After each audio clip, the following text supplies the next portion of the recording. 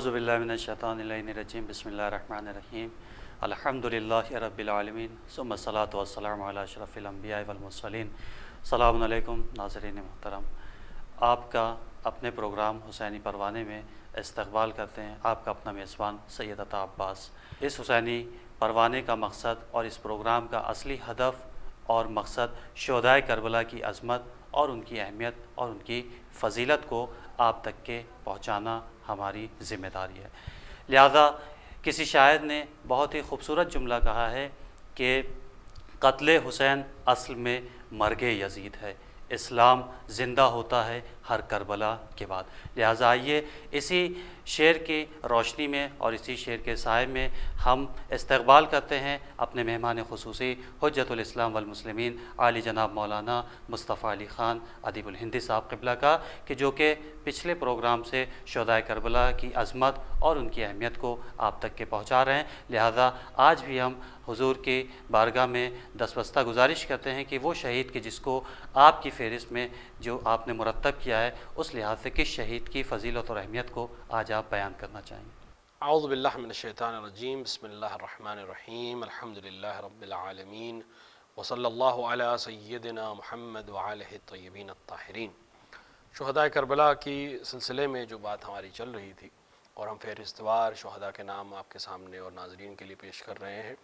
उसमें आज जो सबसे पहला नाम हमारी फ़हरिस्त में है वो जनाब बशीर बिन अम्र या बशर बिन या बुशर बिन उमर, इस तरह से 6 तरह से नाम इनका तारीख़ी मनाबों में मिलता है। और हमने इसलिए भी ये कोशिश की है कि जितनी इस तरह के भी नाम इनसे मिलते जुलते हैं वो हमने नकल कर दिए हैं अपनी इस तहक़ीक़ में, ताकि अगर लोग इस बारे में तहक़ीक़ करना चाहें या कहीं उनको इस नाम से मिले तो समझ जाएं कि ये शख्सियत कोई और नहीं, यही बशीर बिन अम्र हैं, कि जिनको बशर बिन अम्र या बुशर बिन अम्र या बुशर बिन अब्दुल्ला ख़ज़रमी से के नाम से याद किया गया है। आप शुहदाए करबला में से हैं और वाक़े करबला से रुनुमा होने से पहले भी आप इमाम हुसैन अलैहिस्सलाम से मुल्हक़ हो गए थे। आपकी ख़ास बात यह है कि आपने जब जो शब आशूर इमाम हुसैन अलैहिस्सलाम ने अपने असहाब को से ये कहा कि मैंने तुम्हारे गर्दनों पर से अपनी बैत उठा ली है और तुम लोग जो चाहो जा सकते हो, बल्कि मेरे साथ रिश्तेदारों में से भी अगर किसी को ले जाना चाहो तो ले जा सकते हो, क्योंकि ये दुश्मन सिर्फ मेरी सर को चाहते हैं, मुझे सिर्फ कत्ल करना चाहते हैं। तो जनाब उसी वक्त किसी ने आकर जनाब बुशर को या बशीर को ये ख़बर दी कि इनके एक बेटे को कुछ लोगों ने गिरफ़्तार कर लिया है। तो इमाम हुसैन अलैहिस्सलाम ने कहा कि तुम अपने बेटे को छुड़ाने के लिए चले जाओ। तो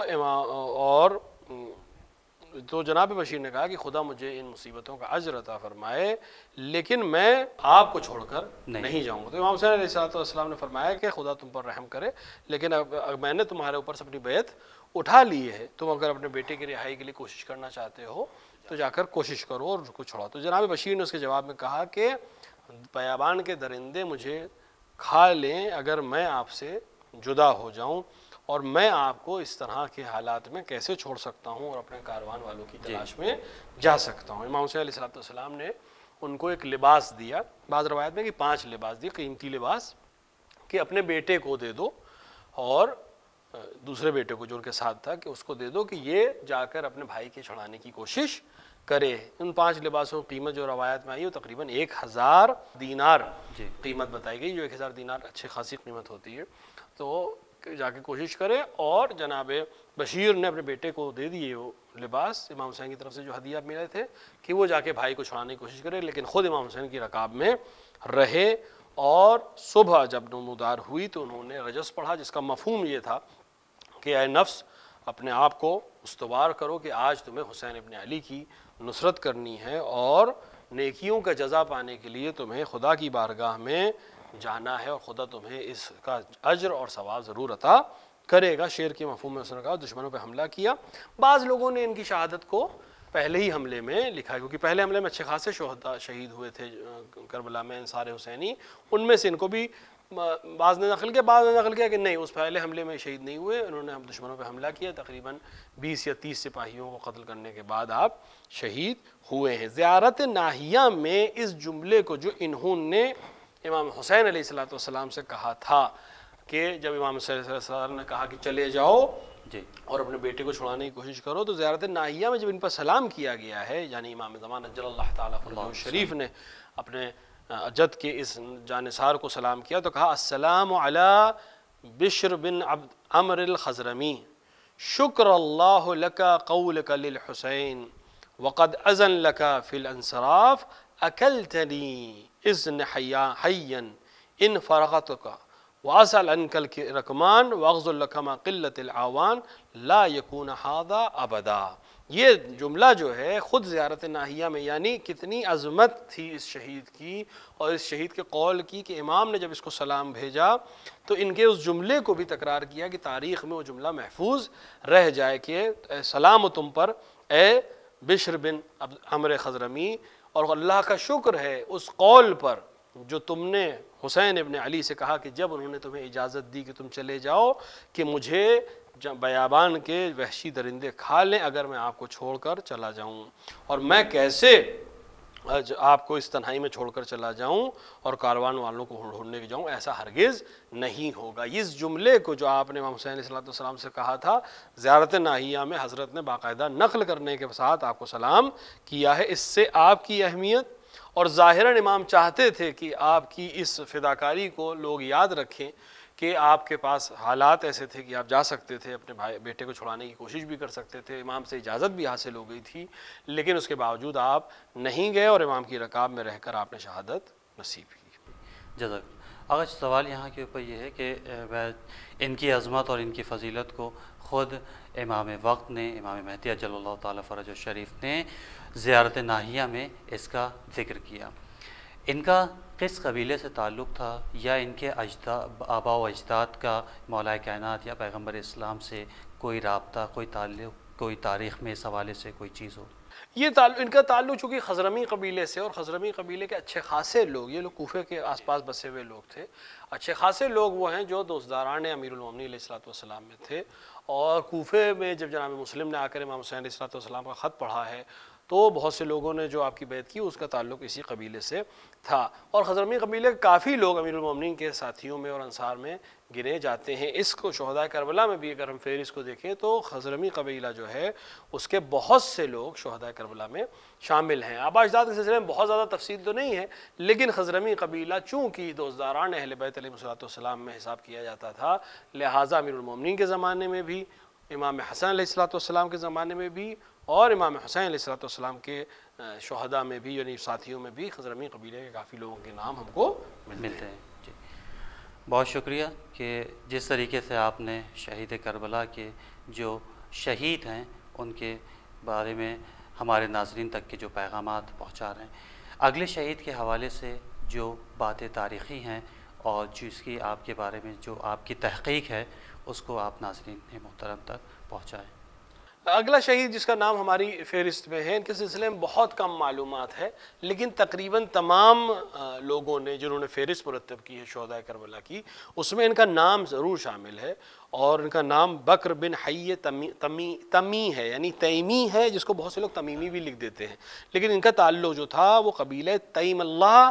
بن ثعلبہ سے تھا. بہت سے لوگ تمیمی ایک الگ قبیلہ ہے اور تیم اللہ جو ہے ایک الگ قبیلہ ہے، بنی ثعلبہ کے قبیلے کا ایک حصہ ہے، اور یہ اس گروہ سے تعلق رکھتے تھے. اور امام حسین علیہ السلام کی مدد کے لیے اس طرح سے آئے تھے کہ امر سعد کی فوج کے ساتھ کوفے سے نکلے، اور جب کربلا کے نزدیک پہنچے اور امام حسین علیہ السلام سے ملاقات ہوئی تو آپ اپنے ہتھیاروں کے ساتھ امام حسین علیہ السلام کے طرف ملحق ہو گئے اور جنگ کرتے ہوئے امام علیہ السلام کی طرف سے شہید ہوئے. آپ کے سلسلے میں بہت زیادہ تفاصیل ہمیں نہیں مل سکیں کسی بھی کتاب میں، لیکن یہ طے ہے کہ آپ کو تقریباً تمام مورخین نے اور تمام مقتل نگاروں نے شہداء کربلا کی فہرست میں شامل کیا ہے. اور آپ کا تعلق قبیلہ تیمی یعنی تیم اللہ جو قبیلہ ثعلبہ کا ایک حصہ تھا، شاخ تھی، اس سے تھا. کیونکہ دو قبیلے ہیں، ایک تیم اللہ جو ثعلبہ کا حصہ ہے اور ایک قبیلہ بنی تمیم جو ایک بڑا قبیلہ ہے. تو بہت سے لوگ تمیمی بھی کہہ دیتے ہیں، لیکن اصل یہ تیمی ہے، اور یہ تیمی قبیلہ بالکل الگ ہے، بنی ثعلبہ کا حصہ ہے.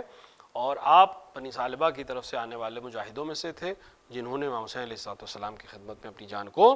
قربان کیا. اس کے ساتھ ساتھ جو نام ہم کو ملتا ہے وہ ایک نام جو فہرست میں تو نہیں ہے لیکن اکثر خصوصاً بر صغیر ہندوستان اور پاکستان میں اکثر جب ذکر ہوتا ہے مصائب سید الشہداء علیہ الصلوۃ والسلام کا اور مصائب شہداء کربلا کا، تو ان کا نام تو نہیں آتا لیکن ان کا ذکر آتا ہے، اور وہ نام ہے بکیر بن حر ریاحی،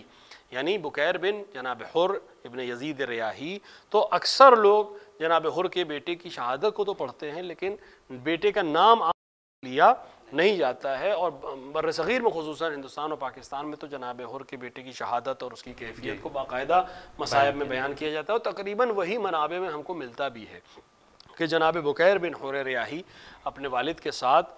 کربلا معلیٰ میں موجود تھے، اور جب جناب حر کو یہ احساس ہوا کہ وہ غلط لشکر میں ہیں اور غلط طرف سے جنگ کر رہے ہیں، اور پھر صبح عاشور، بعض روایت کے حساب سے شب عاشور اور بعض کے روایت کے حساب سے صبح عاشور، آپ امام حسین علیہ السلام کی خدمت میں جب پہنچے تو آپ کے ساتھ آپ کے بھائی اور بیٹے بھی تھے۔ بھائی کے لیے بھی اختلاف ہے لیکن بیٹے کا نام تقریباً سب جگہ ملتا ہے، اور ہم نے اپنی فہرست میں دونوں کو شامل کیا ہے۔ اور بکیر جو جناب حر کے بیٹے تھے، جوان، بہت دلیر، بہت شجاع،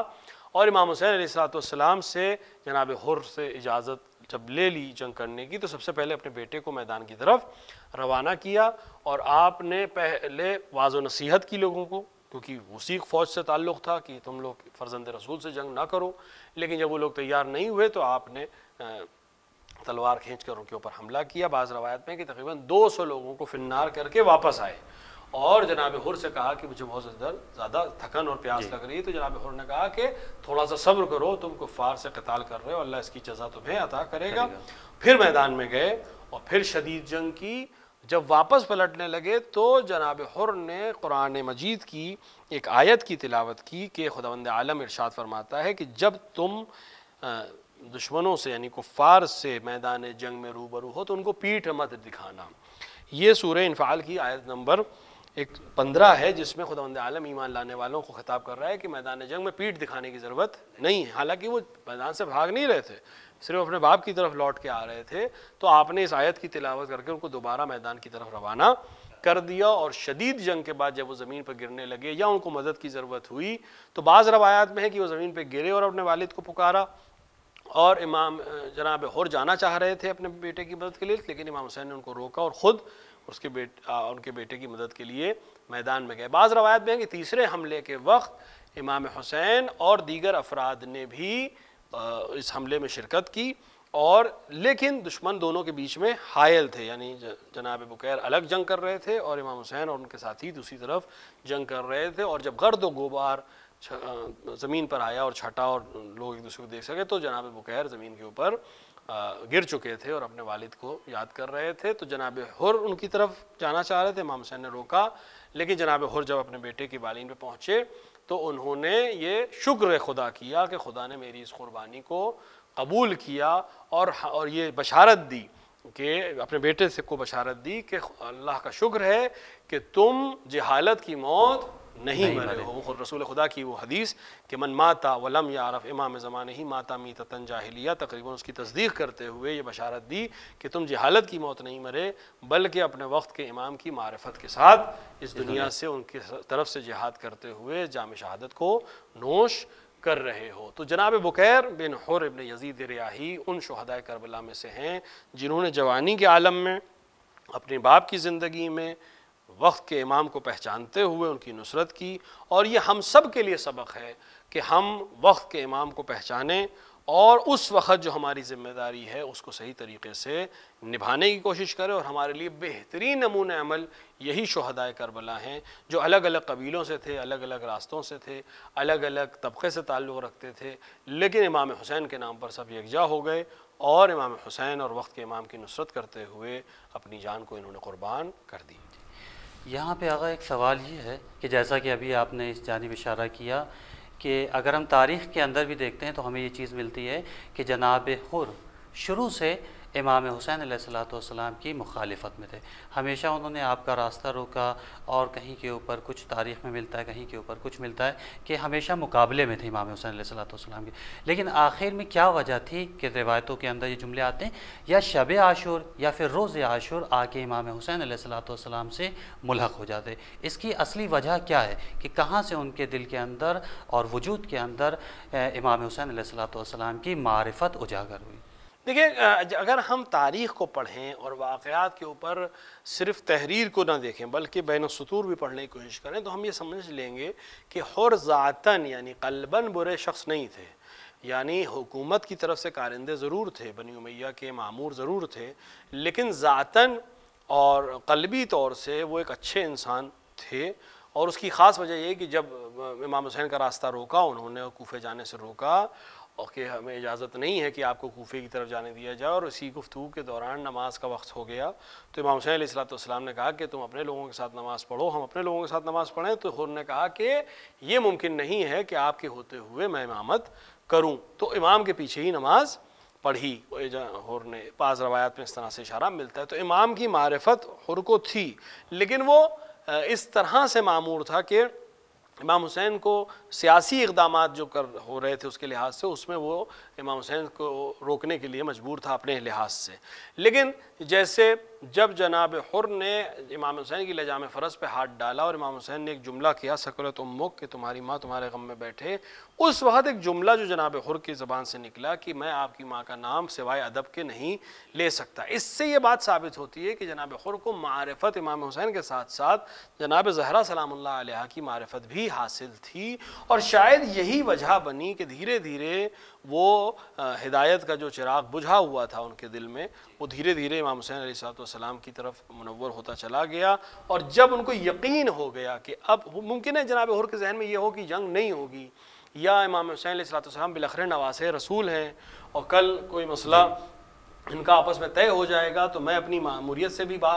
رہوں گا اور امام حسین کو کوئی پریشانی بھی نہیں ہوگی۔ لیکن جب یوم عاشور آیا اور دیکھا کہ نہیں، اب جنگ کے علاوہ کوئی چارہ نہیں ہے اور اب حق اور باطل کے علاوہ کوئی چیز نہیں بیچ میں بچی اور خون ریزی کے علاوہ کچھ بھی نہیں بچا، تب حر کو ظاہراً یہ احساس ہوا ہوگا کہ جو کام کیا ہے وہ غلط کیا ہے، اور یہ دشمن جو ہیں آل رسول کے باقاعدہ دشمن ہیں اور کسی طرح کی مہلت ان کو دینے والے نہیں ہیں۔ تو ظاہراً وہ محبت جو عقیدت جو جناب زہرا سلام اللہ علیہا سے تھی اور امام حسین علیہ السلام کا جو احترام حر کے دل میں تھا، اس نے جوش مارا اور آپ کو اس طرف لے کر آئے جس طرف ان کو آ جانا چاہیے تھا۔ اور یہی وجہ بنی کہ بعض روایت کے حساب سے شب عاشور یا رات کے کسی پہر میں یا صبح عاشور آپ اذان کے وقت امام حسین کے لشکر کی طرف آ گئے اور امام سے ملحق ہو کر اب پہلے آپ نے نصیحتیں کی دشمنوں کو،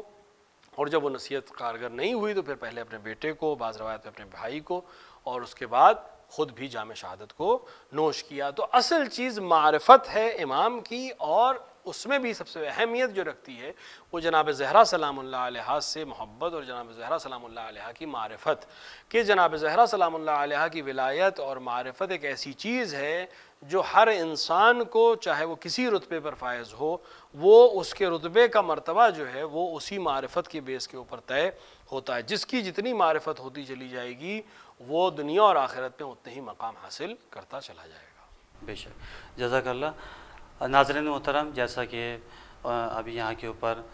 مولانا نے اشارہ کیا کہ معرفت بہت اہم ہے، جتنی زیادہ معرفت ہوگی اتنا عظیم انسان کو مقام اور عظمت حاصل ہوتا چلا جائے گا۔ لہذا آج ہماری ذمہ داری ہے کہ ہم امام علیہ السلام کی معرفت کو حاصل کریں، اور اپنے وقت کے امام کی خصوصاً معرفت کو حاصل کرنا ہم سب کی ذمہ داری ہے۔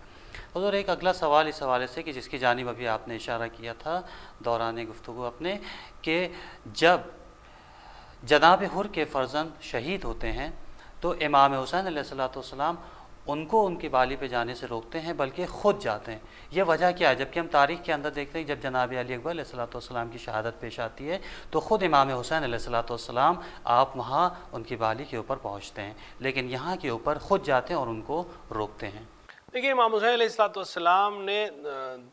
واقع کربلا میں بہت سے ایسے کام انجام دیے ہیں جو عام طور سے جنگی اصول کے خلاف تھے، یعنی جنگ کے اصولوں میں سے نہیں ہے کہ لشکر کا جو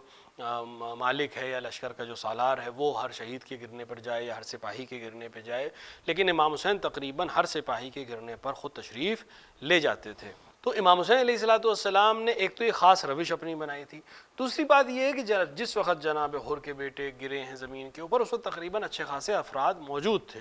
اور امام حسین علیہ السلام نے یہ چاہا کہ ایک باپ اپنے جوان کی میت کے اوپر نہ جائے اور وہ اس کیفیت سے دوچار نہ ہو. لیکن جب جناب علی اکبر علیہ السلام میدان کربلا میں شہید ہوئے ہیں تو امام حسین علیہ السلام کے پاس کوئی بھی ساتھی اور یاور و مددگار نہیں رہ گیا تھا. اگر رہ گئے تھے تو بنی ہاشم کے کچھ بچے رہ گئے تھے کہ جن کو امام حسین نے آواز بھی دی کہ آؤ اپنے بھائی کے جنازے کو اٹھانے میں میری مدد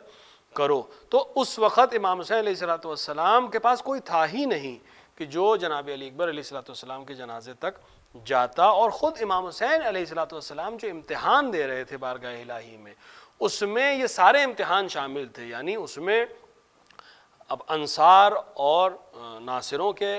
جنازوں پر بھی جانا تھا اور اپنے گود کے پالوں کے جنازوں پر بھی خود پہنچنا تھا. یہ امام حسین علیہ السلام نے خاصیت اپنے لیے رکھی تھی کہ اس میں کسی اور کو سوائے حضرت ابوالفضل عباس کے اور بعض موقعوں پر جناب علی اکبر کے کسی اور کو آپ نے شریک نہیں کیا ہے. سب کو اس بات کوشش یہ کی ہے کہ ان کو کسی قسم کی اور کوئی تکلیف نہ ہو. اور یہ سارے مصائب جو جسمانی ہونے کے ساتھ ساتھ روحانی مصائب تھے ان کو اپنی ذات کے لیے مخصوص کیا. اور اس سے بارگاہ الہی میں جو اور مرتبہ اور عظمت امام حسین کو حاصل ہے اس کی ایک وجہ یہی ہے کہ آپ نے جو امتحان دی اس کی کیفیت بالکل مختلف ہے دیگر امتحانوں سے. لہٰذا اس شہید کی عظمت کو بیان کرنے کے لیے اپنے ساتھیوں کے اوپر پڑنے والی مصیبت کو تھوڑا سا کم کرنے کے لیے امام علیہ السلام نے تمام مصیبتوں کو اپنی گردن پہ لیا تاکہ ان کے لیے کچھ راحت کا سامان ہو سکے اور اجر الہی میں اور جو مقام حضرت کے لیے خدا نے مخصوص کیا ہے اس تک پہنچنے میں امام حسین علیہ السلام اس قربانی کو دے سکیں اور اس درجہ اعلیٰ کو ثابت کر سکیں. بے شک کہ جس طریقے سے امام حسین علیہ السلام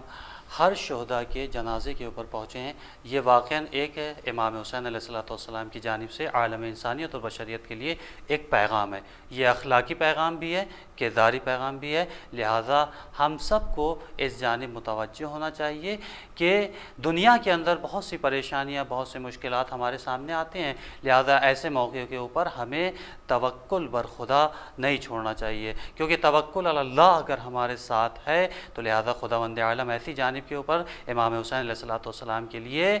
قرآن کے اندر ارشاد فرماتا ہے بسم اللہ الرحمن الرحیم ارجعی الی ربک راضیۃ مرضیہ. اے حسین اپنے خدا کی جانب آپ پلٹ آئیے. آپ کا پروردگار آپ سے راضی ہے اور آپ بھی اپنے خدا سے راضی ہو جائیے. لہذا آج ہم سب کی ذمہ داری عالم انسانیت کی عالم بشریت کی یہ شہداء کربلا کی جنہوں نے اپنی شہادت کے ذریعے سے اپنی قربانی کے ذریعے سے اپنی ایثار کے ذریعے سے اپنی جافشانی کے ذریعے سے دنیا تک کے ایک پیغام کو پہنچایا. وہ پیغام جو اخلاقی پیغام بھی ہے کرداری پیغام بھی ہے ایثاری پیغام بھی ہے اور امام کی معرفت حقیقت میں. لہذا ہم سب کی ذمہ داری معرفت امام کو حاصل کرنا ہمارے لیے بہت اہم ہے. اس سے ہم اپنے آپ کو ہمیشہ اپنے لیے اس پیغام کو کہ جو میدان کربلا کے اندر امام حسین علیہ السلام نے شہداء کربلا کے جنازوں کے اوپر ان کی بالیوں کے اوپر پہنچ کے جو عظمت اور جو معرفت کا پیغام دیا ہے وہ ہمارے لیے واقعاً ایک درس ہے. لہذا انشاءاللہ امید ہے کہ یہ جو پیغام حسینی پروانے کا مقصد و ہدف ہے شہداء کربلا کی زندگی اور ان کی فضیلت اور ان کے مقام یہ آپ کے لیے اہم ثابت ہوں گے اور آپ کے لیے مفید ثابت ہوں گے. لہذا انشاءاللہ آج کے ایپیسوڈ کے اوپر یہاں کے اوپر ہم آپ سے